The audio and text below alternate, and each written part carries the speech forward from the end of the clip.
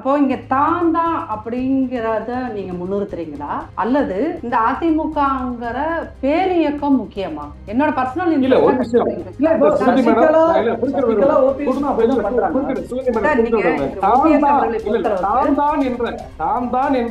ஒரு ஆணவம் யாருக்கு இருக்குன்னா எடப்பாடி பழனிசாமி மட்டும்தான் இருக்கு, மத்த யாருக்குமே கிடையாது. இப்ப ஓபிஎஸ் அவர்களை பொறுத்தளவுக்கு அவர் அவரே தான் சொல்றாரு, நான் சும்மாதான் இருந்தேன், என்னை குருமூர்த்தி தான் இப்படி எல்லாம் பண்ண சொன்னாருன்னு அவர் தான் இப்ப வருகின்ற பிரஸ் மீட்ல எல்லாம் அவர் தான் சொல்லிக்கிட்டு இருக்காரு. அப்போ குருமூர்த்தி அவர்கள் அவர் ஆர்எஸ்எஸ்காரருக்கும் அதிமுக இயக்கத்துக்கும் என்ன தொடர்பு? செங்கோட்டையன் ஒரே வரியில முடிச்சுட்டு போறாரு, மறப்போம் மன்னிப்போம், நம்மளுடைய மூத்த தலைவர்கள் என்ன பாதையில் இருந்தார்களோ அந்த பாதையை நம்ம அதுல போவோம்னு சொல்றாரு. மறப்போம் மன்னிப்போம் பார்ப்போம், யாருக்காக நாம் மறக்க வேண்டும்? கட்சிக்காக. யாருக்காக நாம் மன்னிக்க வேண்டும்? கட்சியினுடைய நலனுக்காக மறக்க வேண்டும், கட்சிக்காக மன்னிக்க வேண்டும்னா சேர்க்க கூடாதுன்னு சொல்றதுக்கான பாயிண்ட் என்னன்னா, துரோகம் செய்தவர்கள் சேர்த்துக் கொள்ள முடியும்ன்றாங்க. யாரு துரோகத்தை பத்தி பேசுறது இல்ல தம்பி, நான் மறுபடியும் சொல்றேன், துரோகத்தை பத்தி பேசுறதுக்கு திரு எடப்பாடி பழனிசாமிக்கு என்ன அதிகாரம் இருக்கு? நான் என்ன சொல்றேன், துரோகத்தினுடைய முழு உருவமே எடப்பாடி பழனிசாமி தானே. வேலை வேண்டுமா? ப்ளூ ஓஷன் இருக்கிறது. 10th 12th டிப்ளமோ டிகிரி படித்தவர்களுக்கு உணவு, தங்குமிடம், இஎஸ்ஐ, பிஎஃப் இன்சூரன்ஸ் உள்ளிட்ட சலுகைகளுடன் அனுபவத்திற்கேற்ற நல்ல சம்பளம் 15,000 முதல் 30,000 வரை. பெண்களுக்கு முன்னுரிமை. 2,000க்கும் மேற்பட்ட வேலை வாய்ப்புகள் உள்ளன. இப்போதே தொடர்பு கொள்ளுங்கள். Blue ocean. வழிகாட்டிகளாக இருக்க தலைவர்களே இந்த மாதிரி சிச்சுவேஷன்ஸை ஃபேஸ் பண்ணியிருக்கிறாங்க. செங்கோட்டையனும் அதை மேற்கோள் காட்டுறாரு. இந்த மாதிரி பிரச்சனைகள் வந்தது, தமிழ கேஸ் கொடுத்துருந்தவங்களையும் கூட கட்சியில் இணைச்சிருக்கிறாங்க அப்போ இருந்த தலைவர்கள்லாம் மேற்கோள் காட்டும் போது இப்போ மட்டும் ஏன் சேர்க்கக்கூடாதுன்றதுல இவ்வளோ பிடிவாதமா இருக்கணுன்ற ஒரு கேள்விகள் இல்லையா? எடப்பாடி பழனிசாமி அவர்கள் தன்னுடைய தலைமை போயிடும் பயப்படுறாரான்ற கேள்வியில இதுக்கு பின்னாடி தொக்கி நிற்குது. நிறைய கேள்விகள் இருக்கு. அதுதான் மறைமுகமா சார். நீங்க இப்போ பாகிஸ்தான் குறிப்பிட்ட அந்த 87 to 89 ஹிஸ்டரி வரைக்கும் திரும்ப வரலாற்றை நீங்கள் திருப்பி பார்த்தீங்க அப்படின்னீங்கன்னா, அன்னைக்கு பாக்கி குறிப்பிட்ட எஸ்டிஎஸோ, ஆரம் வீரப்பனோ, திருநாவுக்கரசுக்கோ, இவங்க எல்லாத்துக்குமே தன்னை செல்ஃப் சென்ட்ரிக்கா வச்சிருக்க மோட்டிவ் இருந்ததா அப்படிங்கிறது மிகப்பெரிய ஒரு கேள்வி. தான் தான் கட்சி, தன் பின்னாடி ஒரு பெரிய தொண்டர் படை இருக்குது. இப்போ திருநாவுக்கரசு ஒரு தனி கட்சி ஆரம்பிச்சாரு, ஆரம் வீரப்பன் ஒரு தனி கட்சி ஆரம்பிச்சாரு. இந்த மாதிரி தான் ஒரு இந்த அதிமுகங்கிற ஒரு பேரியக்கத்தை விட ஒரு இண்டிவிஜுவல் நாம் பெருசு அப்படின்னு நினைச்சவங்க அவரு திருநாவுக்கரசு இன்னைக்கு பாஜக போய் காங்கிரஸ் போய் இன்னைக்கு இந்த பதவி இல்லாம வீட்டுல இருக்காரு. அப்போ இங்க தான் தான் அப்படிங்கிறத நீங்க முன்னிறுத்துறீங்களா அல்லது இந்த அதிமுகங்கிற பேரியக்கம் முக்கியமா? என்னோட பர்சனல்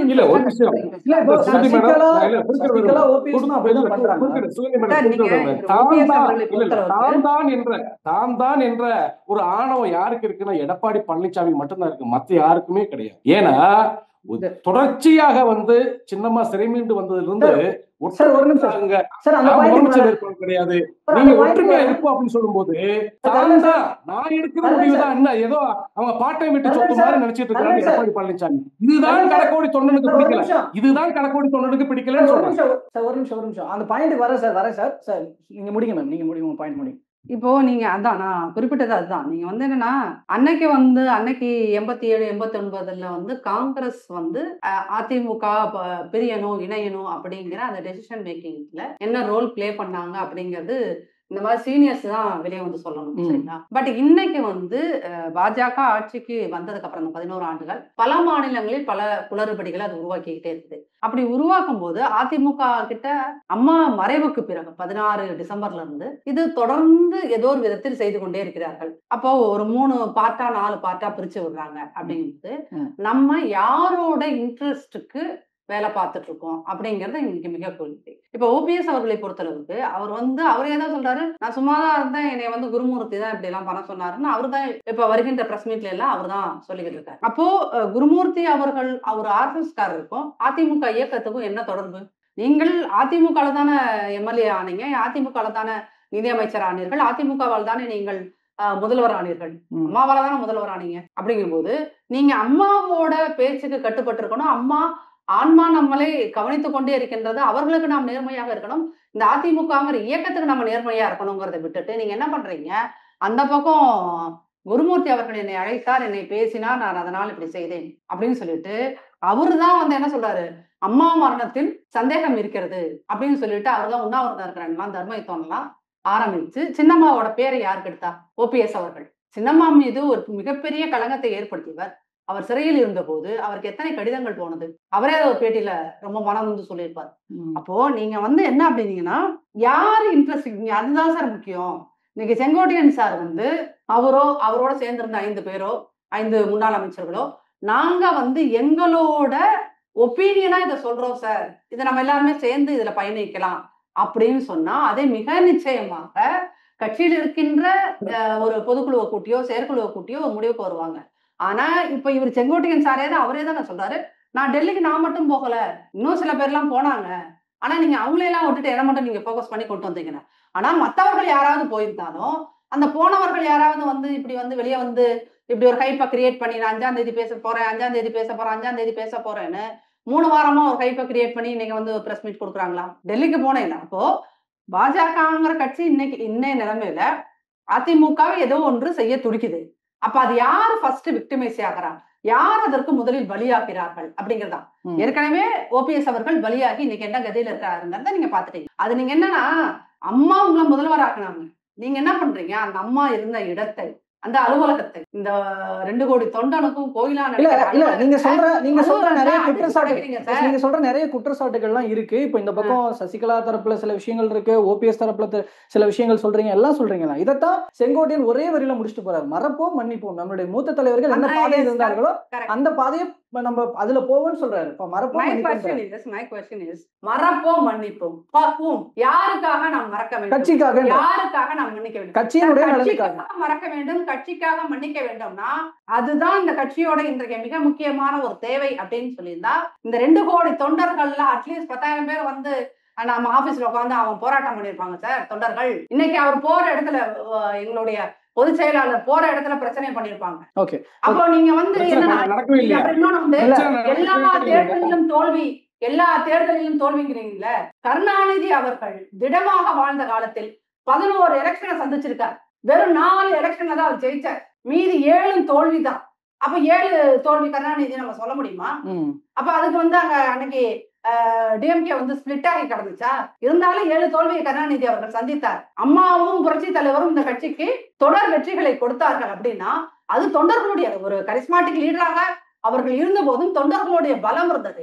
இன்னைக்கு இந்த கேள்வி, இன்னைக்கு செங்கோட்டையன் எழுப்பி இருக்கின்ற கேள்வியை தொண்டர்கள் கூட்டாக எழுப்பி இருந்தால் அது பொதுச் செயலாளர் மிக மிக நிச்சயமாக கன்சிடர் பண்ணுவோம்.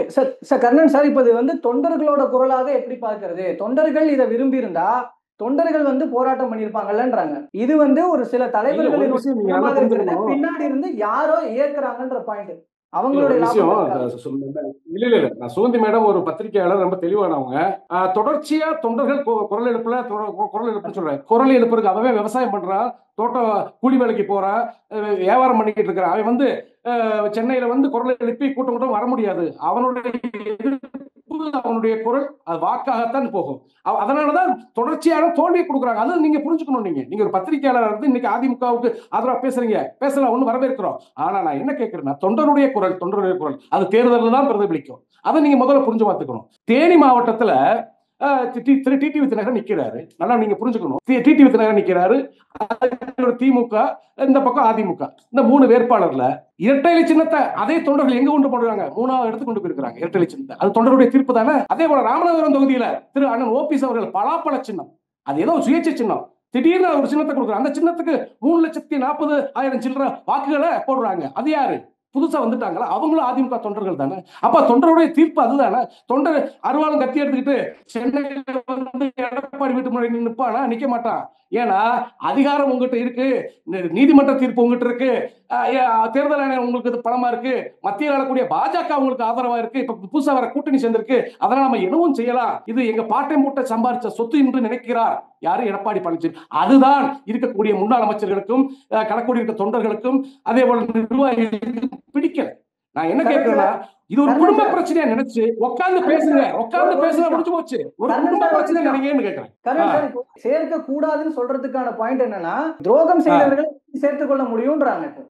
யாரு துரோகத்தை பத்தி பேசுறது? இல்ல தம்பி நான் மறுபடியும் சொல்றேன், துரோகத்தை பத்தி பேசுறதுக்கு திரு எடப்பாடி பழனிசாமிக்கு என்ன அதிகாரம் இருக்கு? அந்த நான் என்ன சொல்றேன், துரோகத்தினுடைய மூல உருவமே எடப்பாடி பழனிசாமி தானே. அவர் போய் துரோகத்தை பத்தி பேசலாமா? ஏங்க சிறை தண்டனை காத்துக்கிட்டு இருக்குங்க. இக்கட்டான சூழ்நிலை. கூவத்தூர்ல என் தம்பி தான் முதலமைச்சர் சொல்லிட்டு போனாங்க சின்னம்மா. யாருக்கு துரோகம் பண்ணாங்க? உலக மகா துரோகத்தின் உருவம் எடப்பாடி பழனிசாமி. அவர் போய் துரோகம் செஞ்சு போயிட்டாங்க. அவங்களை நாங்க சேர்க்க முடியாது. இது எங்க பாட்டன் கூட்டம் சொத்து, நாங்க எப்படி வச்சுக்கிறோம், யாரும் தேவையில்லை, நான் தொடர்ச்சியா தோல்வி அடைஞ்சிட்டே இருப்பேன், கட்சியை விட மாட்டேன். இது ஒரு கட்சியை வளப்படுத்தக்கூடிய தலைவர் பேசுற பேச்சான்ற.